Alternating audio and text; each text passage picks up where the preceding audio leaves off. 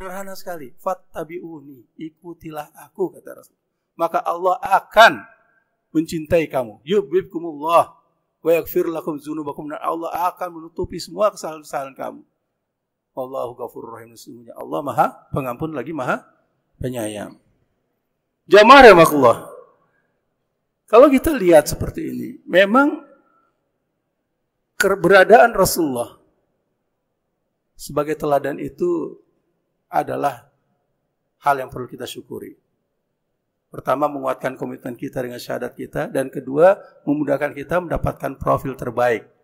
Apa yang harus kita ikuti.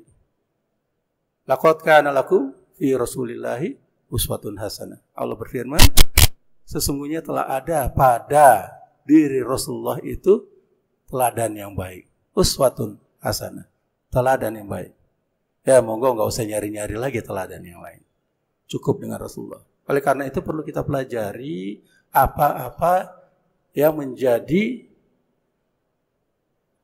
perintah dan larangan dari Rasulullah. Atau apa-apa yang telah dijalankan oleh Rasulullah. Kita pelajari sirah Rasulullah. Ya, perjalanan hidup Rasulullah. Kita pelajari kemudian sunnah-sunnahnya. Dan kemudian bagaimana kita bisa melaksanakan sunnah-sunnah itu sendiri. Dalam satu hadis yang diuraikan oleh Bukhari dan Muslim, Rasulullah mengatakan, ya ini dari Abu Hurairah, "Ma nahaitukum anhu fajtanibuhu, wa ma amartukum bihi fa'tu minhu mastata'tum." Apa yang aku larang, hendaklah kamu menghindarinya. Fajtanibuhu, menjauhinya, meninggalkannya. Kemudian dan apa yang aku perintahkan, maka hendaklah kamu laksanakan semampu kalian. Mastata'tum. Jadi Rasulullah mengatakan di sini, ya, wa ma amartukum bihi fa'tu minhu mastata'tum. Jamaah rahimakumullah. Hadis ini menerangkan bahwa secara simpel Rasulullah mengatakan, kalau aku larang sesuatu, sudah tinggalkan. Kenapa? Gak usah banyak bertanya.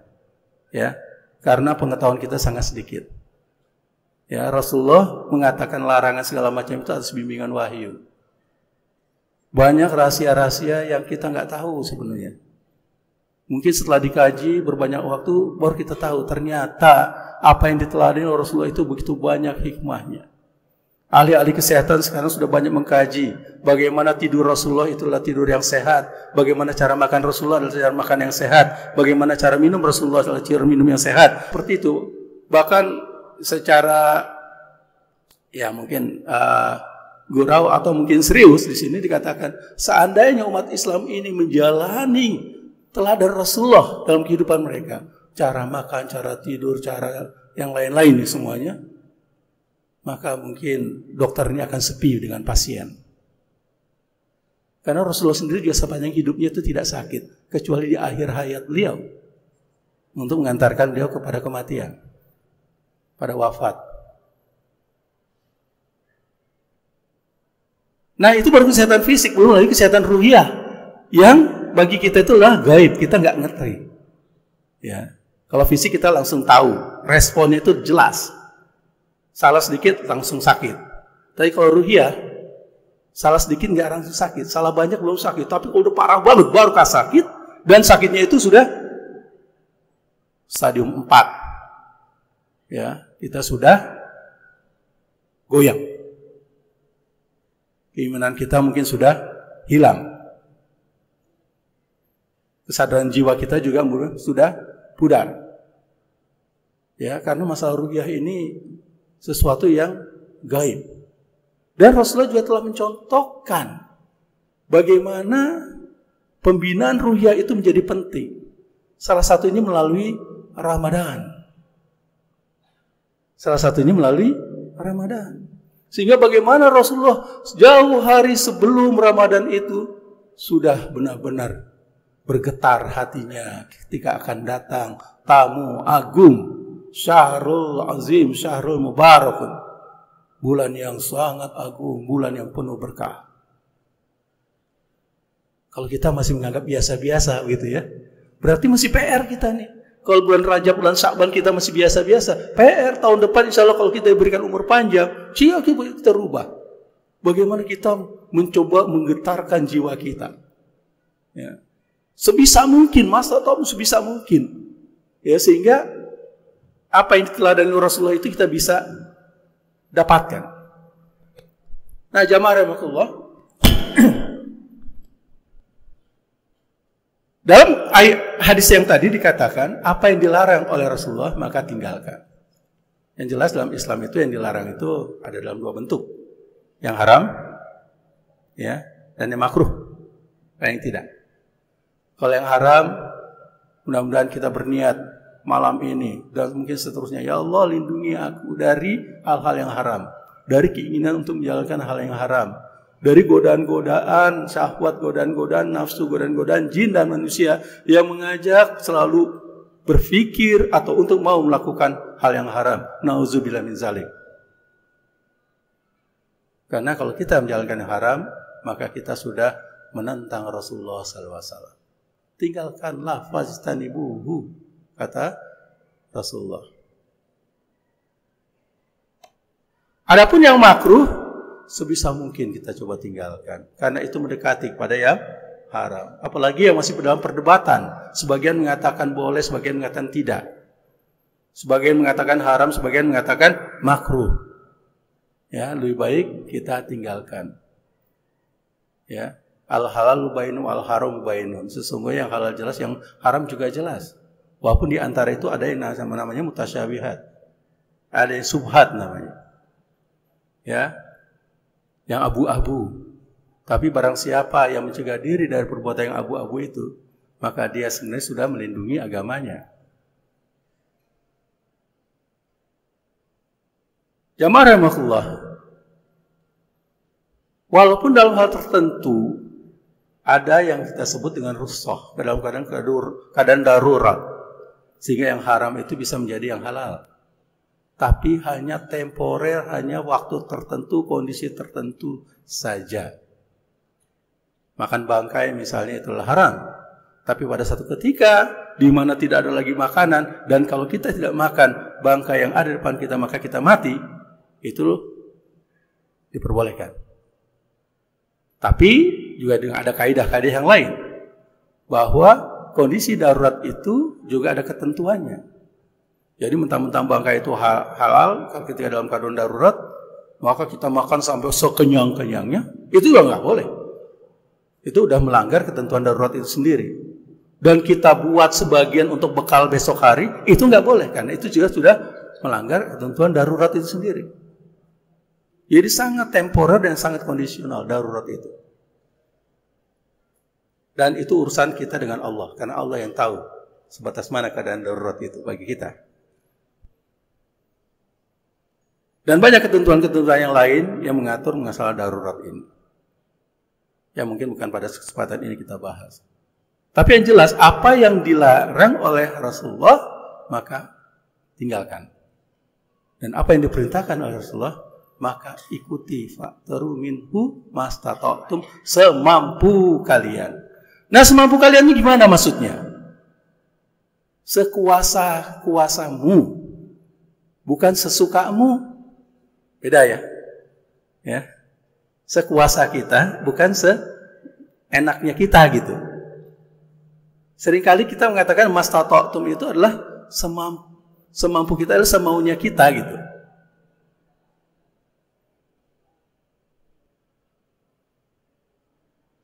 Padahal kalau dalam banyak ketentuan itu ada hal-hal yang kita belum mampu, sungguh kita masih belum mampu ke sana. Misalnya naik haji, ya kita belum mampu. Iya kan?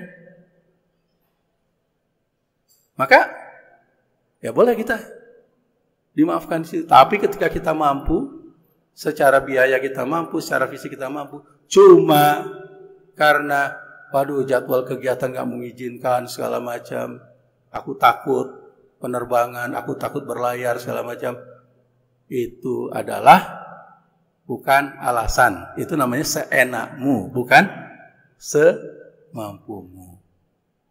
Ya. Ada orang yang takut naik haji katanya, wah nanti kalau di haji di sana diapa-apain gitu kan. Ada cerita-cerita rumor seperti itu. Ya karena suka berbuat kesalahan maka di sana nanti akan mendapatkan balasannya langsung. Contoh-contoh. Ya. Nah, itu mah urusan Allah nanti. Ya. Tapi dengan itu kemudian seorang menunda-nunda haji, bahkan berniat haji pun tidak mau. Padahal dia sanggup mampu, maka ini yang tidak boleh. Nah, jamaah rahimakumullah. Jadi mastata'tum ini adalah bagaimana kita berupaya semampu kita. Misal dalam Ramadan ini kita berupaya, ya. Kalau kita kenal ada kelas-kelas puasa itu, puasa ammah, puasa umum, puasa khusus dan puasanya khususnya khusus gitu. Ya kalau puasa umum itu sekedar menjaga lapar dan dahaga saja. Tapi kalau puasa khusus itu juga sudah menjaga akhlaknya, menjaga perilakunya, perkataannya, indranya segala macam. Kalau khususul khus itu yang lebih khusus lagi itu bukan lagi menjaga indera segala macam yang dikontrol, tapi sampai pemikirannya segala macam sudah terjaga begitu. Jangan kemudian kita enjoy saja dengan puasa ammah. Alah, kan kita masih umat Islam, ya garis bawah gitu loh, ya. Kalau ini masih mahasiswa lah, belum jadi ajengan, belum jadi ustadz, ya, maka puasa ammah saja, sekedar tidak membatalkan puasa. Tidak. Karena Rasulullah mencontohkan justru di bulan Ramadan ini ada orang banyak yang berpuasa tapi dia tidak mendapatkan nilai puasanya. Sangat disayangkan oleh Rasulullah. Sangat Rasulullah menyayangkan, kamin shaimin laisa lahu min siyamihi ilal ju' wal atos. Begitu banyak orang yang puasa tapi dia tidak mendapatkan apa-apa dari puasanya kecuali lapar dan dahaga. Nggak ada catatan amal kebajikan kecuali dia gugur kewajiban. Sebagai seorang muslim dia gugur kewajiban dan tidak perlu qada, tidak perlu bayar. Cuma amalnya nol. Kenapa? Karena perkataan tidak dijaga, masih memfitnah, masih menggunjing, masih berdusta. Indranya tidak dijaga, masih melanggar apa-apa yang dilarang oleh Rasulullah. Maka puasanya nol, sayang. Naiklah kita pada puasa yang khusus. Paling nggak mau tahun inilah kita masih punya sekitar 23 hari lagi. Naiklah.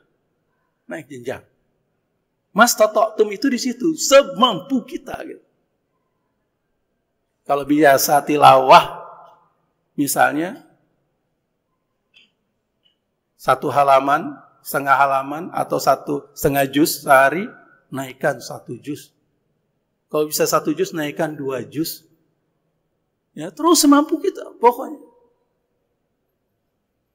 Sampai kita menjalani Ramadan ini benar-benar dengan penuh program, penuh, istilahnya kepenatan dalam tanda kutip ya. Penat ini relatif. Ya, penuh ikhtiar. Karena Rasulullah juga mencontohkan itu. Bersungguh-sungguh beliau di bulan Ramadan, khususnya 10 malam terakhir, bersungguh-sungguhnya itu luar biasa. Kalau puasa ammah, 10 malam terakhir, ya malah justru berkurang. Luar biasanya itu malah di luar. Jadi biasa di luar, bukan di masjid tapi di luar. Jamaah udah semakin maju aja, ya pindah sebagian di mall. Karena kita belum mencontohkan apa yang dicontohkan Rasulullah. Kesungguhan. Sehingga setiap akhir Ramadan kita biasa-biasa saja gitu. Ya, tidak sebagaimana Rasulullah yang kehilangan banget Ramadan. Para sahabat yang merasa kehilangan menangis di akhir Ramadan. Naikkanlah mastata'tum. Jadi supaya kita benar-benar ingin meneladani Rasulullah. Jamaah rahimakumullah, mudah-mudahan kita melalui majelis Ramadan kali ini, ya insya Allah, ya dengan berpedoman pada apa yang dicontohkan Rasulullah, ya di dalam qiyamul Ramadan, ya mengaktifkan, menghidupkan Ramadan, baik siangnya maupun malamnya. Itu kemudian menjadikan kita hamba-hamba yang nanti dicintai oleh Allah, disayangi oleh Allah, diridhoi Allah, dan dimasukkan Allah ke dalam surga bersama para nabi, para salihin, para syuhada. Kita berdoa, kita berzikir, beribadah untuk selalu mendekatkan diri pada Allah. Mastata'tum. Sebagai penutup, saya ingin memberikan satu kisah bagaimana mastata'tum dilakukan oleh salah seorang mujahid dakwah di Afghanistan, Dr. Abdullah Azam, ketika di dalam suatu pelatihan militer, pelatihan fisik, oleh instrukturnya dia diminta oleh satu pasukan dia itu, satu regu itu diminta untuk berlari keliling lapangan. Yang diperintahkanlah, berlarilah kalian semampu kalian. Mastata'tum. Maka kemudian dilihat, ya, orang berlari semangat, putaran pertama, putaran kedua, putaran ketiga, masih banyak putaran kelima, sebagian sudah mengendur, putaran keenam, sebagian lagi sudah mulai ada yang keluar lapangan, udah ada yang duduk, putaran ketujuh makin sedikit lagi, putaran ke-8 terus, sampai lepas putaran ke-11 tinggal Abdullah Azam tinggal berlari sendirian. Tapi wajahnya sudah tidak lagi segar, sudah letih, ya. Sampai sudah sempoyongan, tapi dia terus berlari. Sampai kemudian akhirnya dia jatuh pingsan. Ketika pingsan, siuman ingatkan temannya, kenapa kamu lari terus, padahal kamu sudah terhuyung-huyung? Apa kata beliau? Itulah batas mastata'tum, kemampuan saya. Jadi pingsan itu adalah kemampuan saya sampai di situ. Sementara teman-teman yang lain baru terengah-engah sudah berhenti. Sementara teman-teman yang lain yang kakinya sudah terkelir baru dia berhenti.